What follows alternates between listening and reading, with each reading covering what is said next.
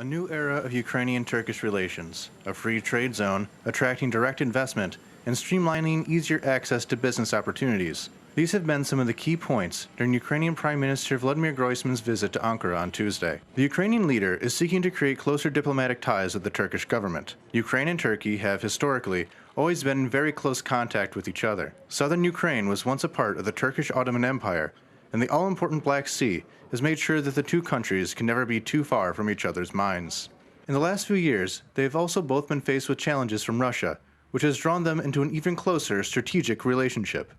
The cooperation that Ukrainian citizens may be most excited about regards travel. One agreement that has been in the works and is a major point for Groysman's trip is a deal that will allow Ukrainian and Turkish citizens to visit each other's countries without needing a passport. Only an internal ID will be required. Easier travel means that Turkey, which is already a very popular destination for Ukrainians, will become even more so. It also opens up the doors for cultural exchange and business ties. This deal was just signed and finalized today. The push for cooperation between Turkey and Ukraine is deep and wide-reaching. Last spring, the two governments signed a military cooperation agreement that included defense planning, joint training exercises, and advisory assistance.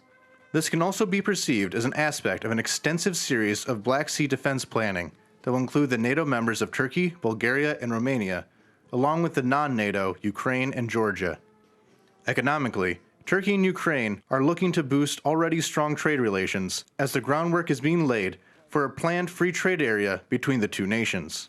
And on a cultural level, Turkey has a very deep connection with the Crimean Tatars. Russia's ongoing oppression of the Turkic Muslim minority on the Black Sea Peninsula, including the repression of the Crimean Tatar Mejlis, has drawn harsh criticism from Ankara. Turkish President Erdogan has been known to change his stance towards Russia and is notably working alongside Moscow and Syria against the Islamic State. But for now and in the foreseeable future, Ukraine and Turkey find themselves in the position of being natural allies.